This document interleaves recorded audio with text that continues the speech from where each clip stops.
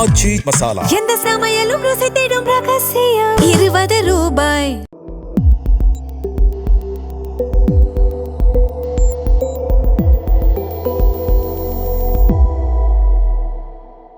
தமிழ் தடம் நேயர்களுக்கு வணக்கம். நம்மோடு உரையாட மூத்த பத்திரிகையாளர் திரு மணி அவர்கள் இணைந்திருக்காங்க. வாங்க பேசலாம். வணக்கம் சார். 50% டாஸ்மாக் அவுட்லெட்ஸ் வந்து தனியார் மயமாக்க போகிறாங்க அப்படின்ற செய்தி வருது. வர சட்டமன்ற கூட்டத்தொடரில் இதுக்கான மசோதாவெல்லாம் கொண்டு வர போகிறாங்க. நிறைய போட்டிகளை உருவாக்கி அரசுக்கு நிதி திரட்டுவதற்கு, நிதியை வந்து அதிகமாக்குவதற்கு இந்த யோசனையில் டாஸ்மாக் நிர்வாகம் இருக்காங்க அப்படின்ற செய்திகள்லாம் இப்போது வர தொடங்கியிருக்கு. ஸோ எப்படி பார்க்குறீங்க சார்? டாஸ்மாகை பொறுத்த வரைக்கும் அதில் சீர்திருத்தங்கள் கண்டிப்பாக தேவைப்படுகிறது. 2003ஆம் ஆண்டு சில்லறை மதுபான விற்பனையை நாட்டுடைமையாக்கினார் ஜெயலலிதா. அந்த நேரத்தில் அது வரவேற்கப்பட்டது. ஏன் ஜெயலலிதா அதை நாட்டுடைமை ஆக்கினாங்கன்னா, கடைகள் ஆண்டுதோறும் விடுவாங்க, டெண்டர் விடுவாங்க. அப்படி டெண்டர் விடும்போது நடப்பது அதிமுக ஆட்சி.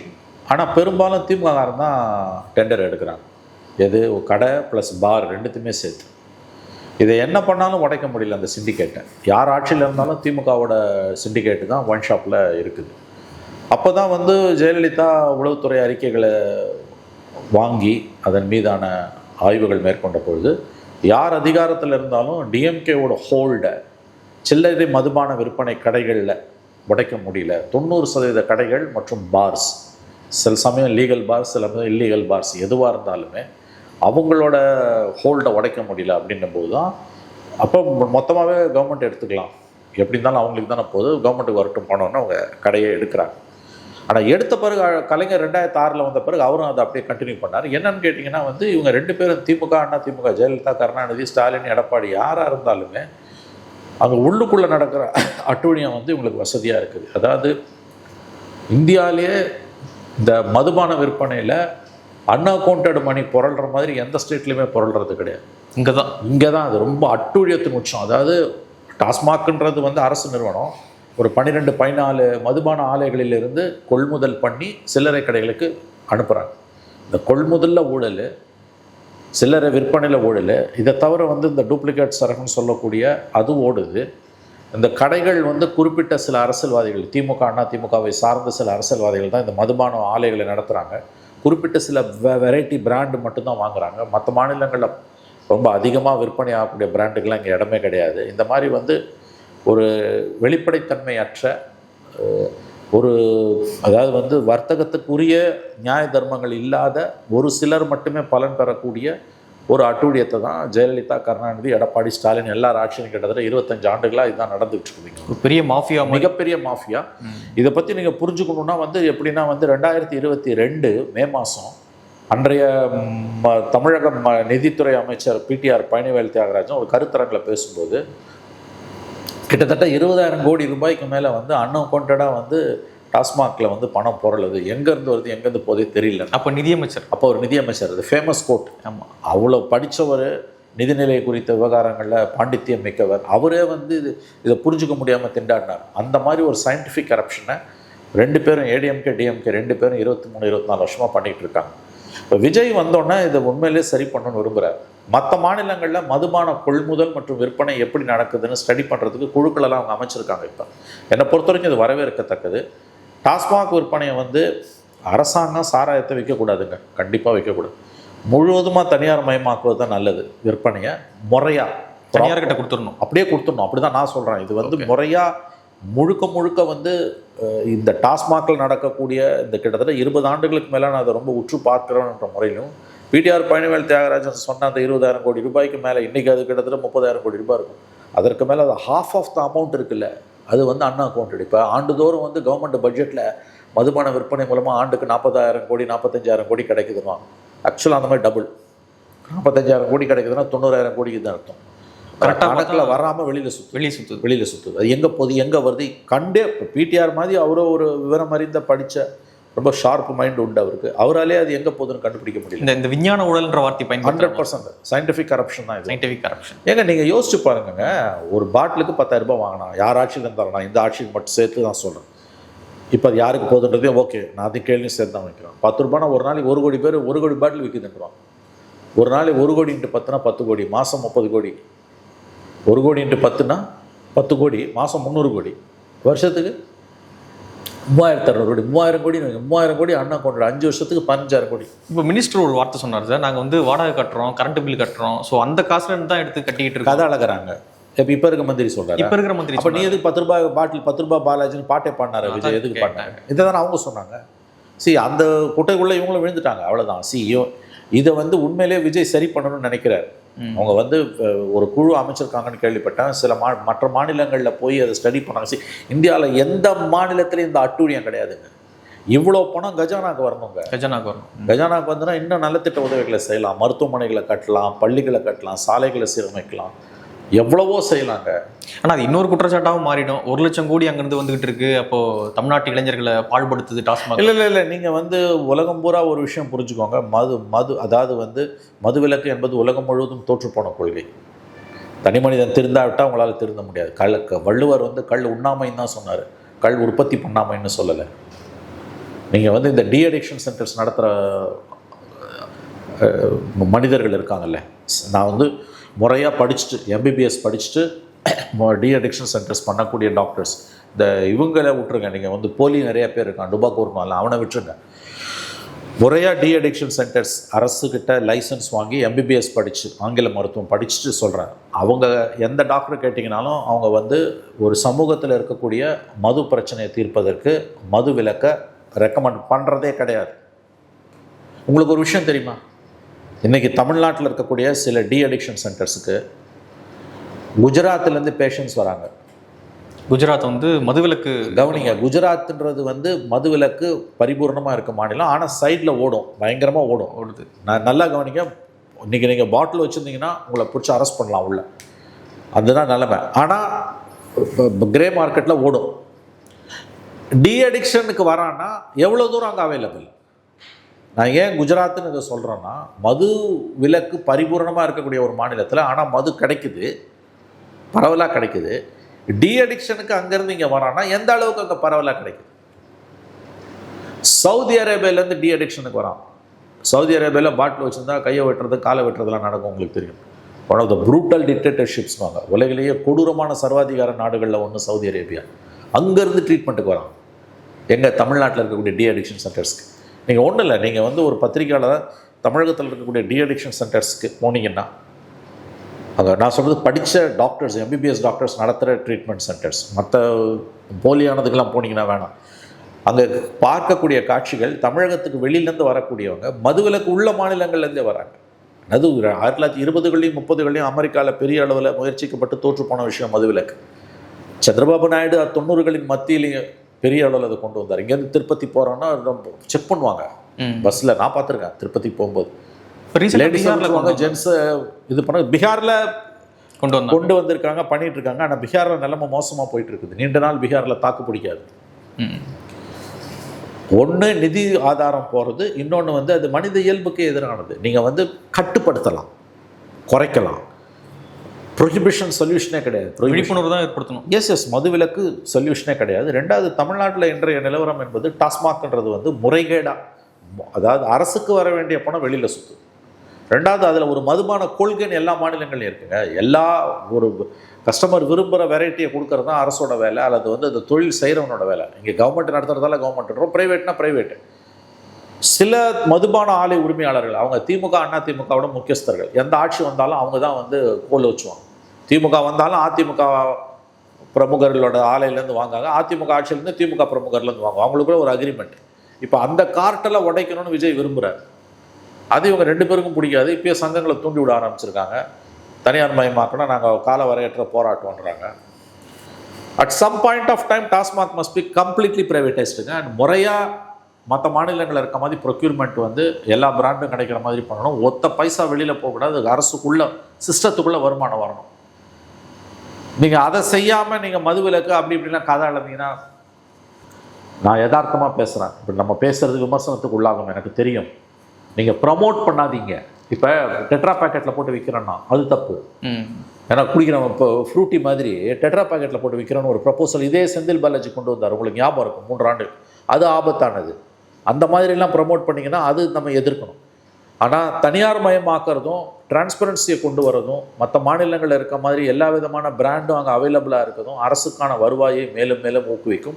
இதை இந்த அரசு செய்யவில்லை என்றால் இப்போ இருக்க முறையில் டாஸ்மாக் போச்சுன்னா கண்டிப்பாக அரசுக்கு வர வேண்டிய கஜானா பாருங்க, ஒரு ஆஃப் த அமௌண்ட் வெளியில் போகுது. 50,000 கோடி வருமானம், ஒரு 50,000 கோடி வெளியில் சுற்றுது, அல்லது ஆட்டில் ஒரு 25,000 கோடி வெளியில் சுற்றுது. அதை உள்ளே கொண்டு வந்தாலும் இந்த முயற்சி டாஸ்மாகில் விஜய் அரசு மேற்கொள்வதாக வரக்கூடிய செய்திகளை கசிய விடுறாங்க. வழக்கம் போல் எல்லாத்தையும் கசிய விடுறாங்க, ஆழம் பார்க்குறாங்க. மக்கள்கிட்ட எதிர்ப்பு வருதா, ஆதரவு வருதான். இப்போ அதில் 50% ஷாப்ஸை தான் சொல்கிறாங்க, மொத்தமாக பண்ணல. 50%ல் இருக்க ரிஸ்க் என்னன்னு கேட்டிங்கன்னா அப்படியும் இல்லாமல் இப்படி எல்லாம் போயிடும். 2003 ஜெயலலிதா பண்ண மாதிரி கம்ப்ளீட்டாக நீங்கள் வந்து ப்ராப்பராக ஒன்று அங்கே இருக்கணும், இல்லை இங்கே இருக்கணும். நீங்கள் 2 கட்டான போய் மாட்டுவாங்களோன்னு தோணுது எனக்கு தெரிஞ்சு. நீங்கள் பெரிய மற்ற மாநிலங்களில் ஸ்டடி பண்ணிவிட்டு முக்கியமான சில நிறுவனங்களிடம் இதை ஒப்படைப்பது நல்லது. அரசு இதிலேருந்து வெளியேறணும். ஏன்னா இதில் நடக்கிற அட்டூழியம் எங்கேயுமே கிடையாது. மிகப்பெரிய அளவில் டூப்ளிகேட் சரக்கு வருது, உங்களுக்கு ஓடுது. அரசுக்கு வர வேண்டிய பணம் வெளியில் போகுது, எங்கே போகுதுன்னு தெரியல. யார் அதிகாரத்தில் இருந்தாலும், யார் ஆட்சியில் இருந்தாலும் அதுக்கு ஒரு முற்றுப்புள்ளி நிரந்தரமாக வைக்கணும்னா டாஸ்மாகை சில்லறை மதுபான விற்பனையை 100% தனியார் மயமாக்குவது ஒன்று தான் இதில் இருக்க முறைகேடுகளை தவிர்ப்பதற்கான ஒரே வழி. அரசுக்கு வருமானம் பெருகும். மதுவிலக்கு என்பது அது வேறு சப்ஜெக்ட். அது அரசு தன்னுடைய பிரச்சாரத்தை மேற்கொள்ளலாம். இதை மது விற்பனையை ஊக்குவிக்கிறதுனா அதை நம்ம எதிர்க்கணும். அதான் நான் சொன்ன டெட்ரா பேக் மாதிரி கொண்டு வராங்க 90 ml, அதை எதிர்க்கணும். பட் ஓவரால் மது விற்பனையை தடுக்க முடியாது, மதுவிலக்கு கொண்டு வர முடியாது. இப்போ இருக்க அந்த முறைகேடுகள் கண்டிப்பாக களையப்படணும். ஏன்னா இது டாஸ்மாகில் நடக்கிறது இந்தியாவில் எந்த மாநிலத்தில் நடக்காத அட்டூழியம் தமிழ்நாட்டில் நடந்துட்டு இருக்கு. ஓகே, இப்போ 50% அவுட்லெட்டை கொண்டு வரப்போ தனியார்கிட்ட கொடுக்க போகிறோம் அப்படின்றாங்க. முதற்கட்டமாக நகர்ப்பகுதியில் இருக்கக்கூடியதை கொடுக்க போகிறோம் அப்படின்றத சொல்கிறாங்க. அன்புமணி அவர்கள் அறிக்கை விட்டுருக்காரு, சாராயம் ஆறா ஓடிடும், இது வந்து முதல்ல கைவிடணும், அதிகாரிகள் தான் ஆலோசனை கொடுத்துருப்பாங்க, ஆனால் அந்த அதிகாரிகளுடைய பேச்சை கேட்காதீங்க, மக்களுடைய இல்லை அவர் ஒரு கனவுலகத்தில் இருக்கார். அவருடைய நோக்கம் நல்ல நோக்கம். பட் அவர் பூரண மதுவிலக்கு என்பது தோற்று போன விஷயம். கலைஞர் 2016 சொன்னார். அவங்க பூரண மதுவிலக்குன்றது பாமகவோட கொள்கை, அதை நான் மதிக்கிறேன்.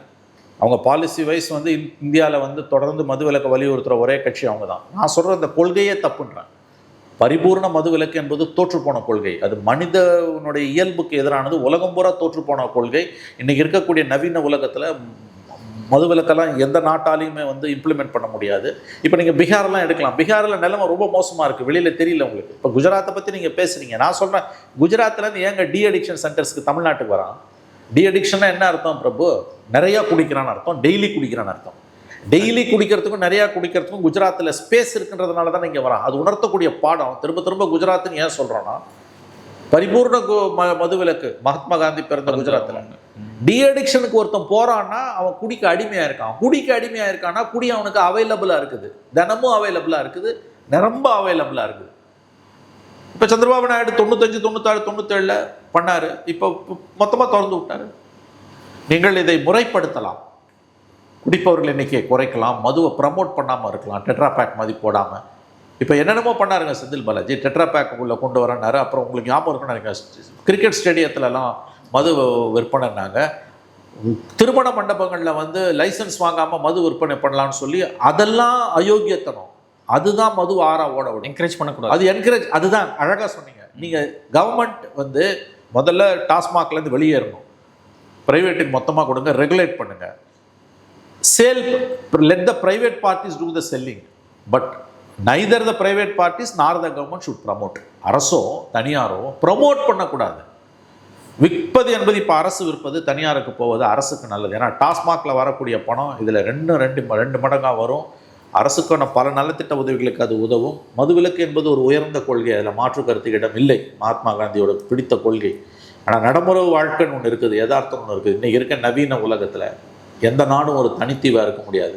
இன்னொன்று, தேசிய அளவில் ஒரு மது கொள்கை வந்தால் தான் தமிழ்நாட்டில் இம்ப்ளிமெண்ட் பண்ண முடியும். கலைஞர் சொன்னார்ல, சுற்றி வந்து நெருப்பு வளையத்துக்குள்ளே கற்பூரத்தை வச்சுட்டு எப்படி பற்றிக்காமல் இருக்கும். அதுதான் உண்மை, அதுதான் உண்மை. நீங்கள் மதுவிலக்கு என்பது உலகம் முழுவதுமே தோற்றுப்போன ஒரு கொள்கை. கள் உண்ணாமைன்னு தான் வள்ளுவர் சொன்னார், கள் விற்பனை பண்ணாமைன்னு சொல்லலை.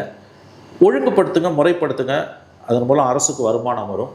ப்ரமோட் பண்ணுறதை அலோவ் பண்ணாதீங்க, அவ்வளோதான். இந்த கண்ணோட்டத்தில் பார்க்கும்போது கடந்த 23 ஆண்டுகளாக டாஸ்மாகை உற்று பார்ப்போம் என்கின்ற முறையில் நிச்சயமாக டாஸ்மாகில் பெரிய சீர்திருத்தங்கள் தேவை. அது ஒரே சீர்திருத்தம் தான்.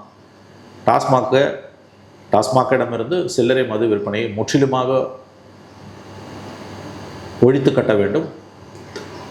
எனக்கு தெரிஞ்சு என்னுடைய ஒப்பீனியன் 100% ப்ரைவேட்டைஸ் பண்ணுங்கள். இதை அரசுக்கு சாராயம் வைக்கிற வேலை வேணாம், ப்ரைவேட்டைஸ் பண்ணுறதை ப்ராப்பராக பண்ணுங்கள்.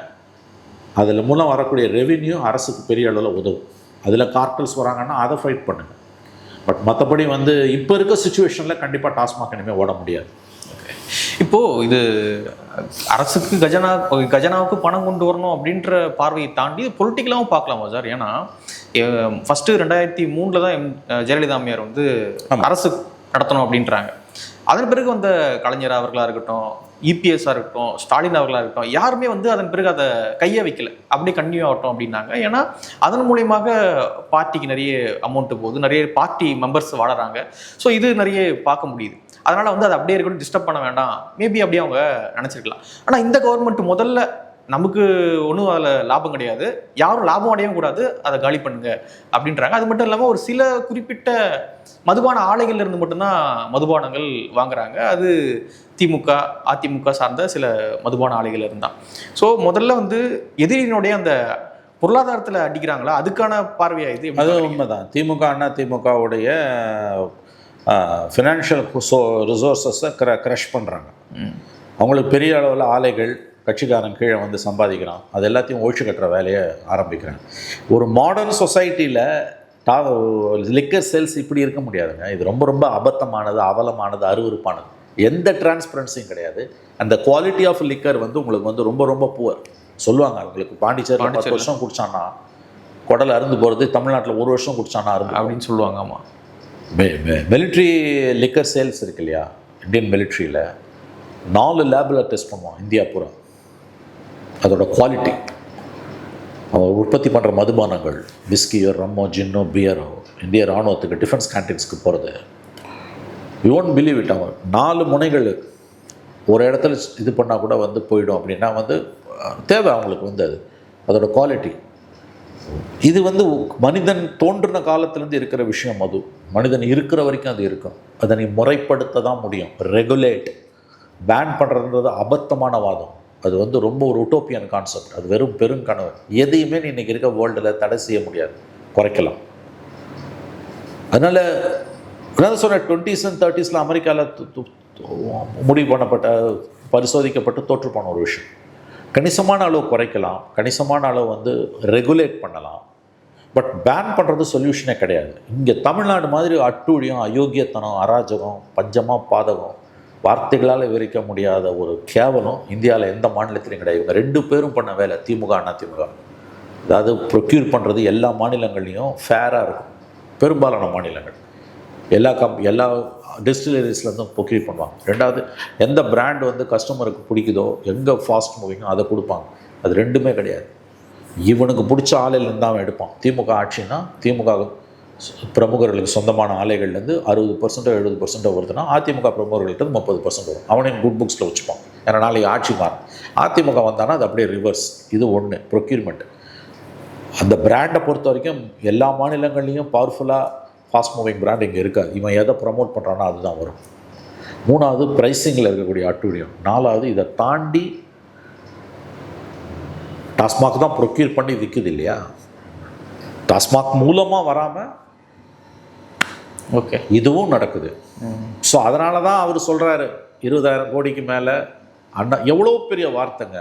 ஒரு மீடியாவும் அதை எக்ஸ்பிரஸில் போட்டிருந்தானே ஒழிய எவனுமே அதை அதுக்கப்புறம் தொடலை, அதை எடுத்துகிட்டு போகல. எவ்வளோ பெரிய ஸ்டோரி அது. இங்கே மீடியா எவ்வளோ தூரம் ஆட்சியாளர்களோட காலடியில் நாய்க்குட்டியாக உட்காந்துருக்குன்றதுக்கு அது ஒரு உதாரணம். என்ன பியூட்டிஃபுல் ஸ்டோரி அது. சொல்கிறவர் வந்து இப்போ நம்மளை மாதிரி ஜேர்னலிஸ்ட்டோ அல்லது வந்து வேறு யாரோ ஒரு விசில் ப்ளோவரோ இருந்தால் ஓகே, இக்னோர் பண்ணிட்டு போகலாம், இவன் உள்நோக்கத்தோட சொல்கிறான் என்று நாம் சொல்வதற்கு ஒரு காரணம் இருக்கும். சொல்கிறவர் மந்திரி சொல்கிறாருங்க 20,000 கோடிக்கு மேலே எங்கே போகுது எங்கே வருதுன்னே தெரியல. எவ்வளோ பெரிய ஸ்டேட்மெண்ட் அது. அப்போ அதை வந்து நீங்கள் வந்து கம்ப்ளீட்டாக வந்து டேப் பண்ணணும் அந்த ரிசோர்ஸஸை. 2வது, ஒரு நல்ல காரியம் அவங்க பண்ணியிருக்காங்க. மற்ற மாநிலங்களெல்லாம் ப்ரொக்யூர்மெண்ட் எல்லாம் எப்படி நடக்குதுன்னு ஸ்டடி பண்ணுறதுக்கு கமிட்டி எல்லாம் போட்டிருக்காங்கன்னு கேள்விப்பட்டேன். அப்படி ஒரு மாற்றம் கொண்டு வந்தால் நல்லதான். கண்டிப்பாக டாஸ்மாகில் மாற்றம் தேவைங்க. இப்போ இருக்க முறையில் டாஸ்மாக் ஓட முடியாது. என்ன ஒன்றும் பொலிட்டிக்கலாக எதிர்ப்பாங்க, அதை ஃபேஸ் பண்ணி ஆகணும். அது பொலிட்டிக்கலாக அதை இவங்க ஹேண்டில் பண்ணணும். பொலிட்டிக்கலாகவும் ஒரு செக் வைக்கிறாங்க தான். எல்லா கட்சிக்கும் பொலிட்டிக்கலாகவும் ஒரு செக் வைக்கிறாங்க. அதிமுகவுக்கு. ஆமா, இவர் செக் வைக்கிறாரு, அவங்க திரும்ப என்ன பண்ணுவாங்க, ஊழியர்களை உசுப்பி விட்டு ஸ்ட்ரைக் எல்லாம் பண்ணுவாங்க. ஸ்ட்ரைக் கண்டிப்பா அரசு ஊழியர்கள் ஸ்ட்ரைக் பண்ணுவாங்க. பட் இது கொள்கை முடிவு, கோர்ட்டுக்கெல்லாம் போனால் கூட நிற்காது. ஜெயலலிதா அம்மையார் கூட ஜெயலலிதா வந்து டாஸ்மாக் எடுத்தப்போ சுப்ரீம் கோர்ட் வரைக்கும் போய் தோத்தாங்க. அந்த மாதிரி விஜய் வந்து உறுதியாக ஃபேமாக இருந்தாருன்னா நிச்சயமாக டாஸ்மாகில் ஒரு மாற்றத்தை கொண்டு வரலாம். முழுக்க டாஸ்மாகை எனக்கு தெரிஞ்சு இந்த சில்லறை விற்பனையை முறையாக தனியார் மயமாக்குவது தமிழ்நாட்டுக்கு நல்லது. இன்னொரு விஷயம் பாருங்க சார், நீங்கள் டாஸ்மாக்லாம் போய் பார்க்கும்பொழுது அவ்வளோ காசு வாங்குறாங்க, எக்ஸ்ட்ரா அமௌண்ட்டு, அந்த அளவுக்கு குவாலிட்டி லிக்கரும் கிடையாது. ஆனால் நீங்கள் போய் பார்த்தீங்கன்னா அன்ஹைஜீனிக்காக இருக்கும். அது என்ன மோசமா ஒரு இவ்வளோ காசு புழங்கக்கூடிய ஒரு இடத்துல மக்கள் வராங்க போகிறாங்க, ஆனால் வந்து ஹைஜீனிக்காக கூட நடத்தணும் அப்படின்னு அந்த அவுட்லெட்டுக்கு வந்து தெரியல அப்படின்னா அது எந்த அளவுக்கு அது என்னன்னா, அது ஏன் அந்த ஆணவம், அந்த திமிரு, இந்த திமுக அண்ணா திமுக ரெண்டு பேராலையும் நடத்தப்படுற இந்த அட்டூழியத்துக்கு 23, 24, 25 வருஷமா வந்ததுன்னா மக்களோட உணர்வை எக்ஸ்ப்ளாய்ட் பண்ணுறாங்க. ஏன்னா சாமானிய மனிதனிடம், காமன் மேன்ட்ட போய் சொன்னீங்கன்னா குடிக்கிறதே தப்பு, அதில் என்ன வந்து ஒரிஜினல் டூப்ளிகேட்டு, குடிக்கிறதே தப்பு, அங்கே என்ன ஹைஜீனு பார்க்குறேன். ஸோ இந்த ஆட்டிடியூட் இருக்குல்ல, இது ரொம்ப கன்சர்வேட்டிவான ஆட்டிடியூட். உங்களுக்கு வந்து நீ உன்னை ஒழிக்க முடியாது அப்படின்னும் பொழுது அதை முறையாக நடத்தணும். எந்த தொழில் பண்ணாலும் இது ஒன்றும் தடை செய்யப்பட்டதில்லை. குட்கா மாதிரியோ, கஞ்சா மாதிரியோ, அபின் மாதிரியோ, ஹெராயின் மாதிரியோ, இன்னும் பல வஸ்துக்கள் மாதிரி மது ஒன்றும் தடை செய்யப்பட்டது கிடையாது. இதை புரிஞ்சுக்கணும். முதல்ல காலப்போக்கில் குடல இருந்து சாவு, அது வேறு விஷயம். அது எப்படி இருந்தாலும் நீ சாவு தான் போகிற. பட் இதை வந்து மற்ற மாநிலங்களில் வந்து அங்கே முறையாக ஒரு ப்ராப்பராக ஏன் அந்த பிஸ்னஸை நடத்த முடியல? சொன்ன மாதிரி ஹைஜீனிக்ன்றது வந்து சுத்தமாக கிடையாது. அன்ஹைஜீன் டு த கோர். ரொம்ப மோசமாக இருக்கும். ஒரு பக்கம் யூரின் போவான், டாய்லெட் போவான், இங்கே உட்காந்து வாமிட் எடுப்பான். ரொம்ப மோசமாக இதை வந்து சரி பண்ணணுன்ற எண்ணம் யாருக்கும் கிடையாது. இப்போ இந்த இடத்துல இப்போ மற்ற மாநிலங்களை நீங்கள் ஒப்பிடும்போது ப்ராப்பராக நடக்குது. உங்களுக்கு பாண்டிச்சேரியில் ப்ராப்பராக, ஏன் கேரளா, கேரளா அங்கே எவ்வளோ ப்ராப்பராக நடக்குது உங்களுக்கு வந்து முறையாக கொடுத்து. ஏன்னா சிம்பிள் கொஸ்டின் ஒன்றே ஒன்று தாங்க. அரசு நடத்தினாலும் தனியார் நடத்தினாலும் மதுபான விற்பனைகள் மூலமாக, பார்ஸ் மூலமாக வரக்கூடிய வருமானம் அரசு கஜானாக்கு வரணுமா இல்லை தனியாருக்கு போகணுமா? அதுவும் அரசே நடத்தக்கூடிய மதுபான விற்பனையில் அரசுக்கு வராமல் வெளியில் போகுதுன்றது எவ்வளோ பெரிய அயோக்கியத்தனம். அந்த கர்மத்துக்கு நீ தனியார் மயமாக கட்டி போயிடலாம்ல. ஏன்னு கேட்டிங்கன்னா முறையாக அவன் கட்டிட்டு போகிறான், வருமானம் கட்டி கொடுத்துட்டு போகிறான், அவன் ப்ராப்பராக ரன் பண்ண போகிறான் பிஸ்னஸை. ரெண்டாவது வந்து உலகம் பூராவே அது ப்ரைவேட்டைஸாக தான் இருக்குது. எனக்கு தெரிஞ்சு இன்னும் கவர்மெண்ட்டில் ரன் பண்ணுற மாதிரி இருக்குது. மேபி 1 or 2 இருக்கலாம். பட் மெஜாரிட்டி 99% வந்து தனியார் மயமாக்கிறது தான். இதை போய் ஒரு அரசு நடத்த முடியாது. ஒரு மருத்துவமனையை நடத்தலாம், கல்வி சாலைகளை நடத்தலாம். சில்லறை மதுபான விற்பனைகளையோ பார்ஸையோ அரசு நடத்துவது என்பது அயோக்கியத்தனம். அது ஏதோ ஒரு நோக்கத்தில் ஜெயலலிதா கொண்டு வந்தாங்க. அதுக்கு பிறகு இவங்க 2 பேருக்கும் அதில் வந்து ஒரு ஒத்திசைவு வந்துடுச்சு. 2 பேரும் சேர்ந்து தான் தமிழ்நாட்டை 25 வருஷமாக கொள்ளையடிச்சுன்னு இருக்காங்க டாஸ்மாகில். அதுக்கு ஒரு முற்றுப்புள்ளி வைக்கும் மாற்று தேடவும் அரசு, விஜய் அரசு முயற்சிக்கிறது. எனக்கு தெரிஞ்சது நல்ல முயற்சி. பட் எவ்வளோ தூரம் ஒரு வெற்றி பெறுவார்னு தெரியல. தனியார்கிட்ட போகிறது தான் கரெக்டாக இருக்கும். அப்சல்யூட்லி ப்ராப்பர்லி நான் வந்து 100% ப்ரைவேட்டைஸ் பண்ணணும். அக்கௌண்டபிளாக இருக்கணும். அரசுக்கு வந்து போதிய வருமானம் வரணும். அதுலேருந்து வரக்கூடிய வருமானம் அரசுக்கு முறையாக வரணும். And it must be completely digitalised. என்ன கேட்டிங்கன்னா நீங்கள் முறையாக ஒரு பாட்டில் பிளாக்ல ஓடக்கூடாது. முழுக்க வந்து ஒரு பாட்டில் வாங்கினாலும் வந்து உங்களுக்கு டிஜிட்டலைஸ் அந்த அக்கௌண்ட்டுக்குள்ளே வரணும். அது அப்படி செஞ்சாங்கன்னா இட்ஸ் ஃபைன். தனியார் மயமாவது என்பது வந்து இது கண்டிப்பாக அரசு வந்து, ஏன்னா டாஸ்மாக்குள்ளே யார் ஆட்சிக்கு வந்தாலும் திருத்த முடியாது. அதையும் சொல்லிடுறேன். சின்ன தவறுகள் இருக்கும். சின்ன இல்லை, இந்த லூட் இருந்துக்கிட்டே இருக்கும்.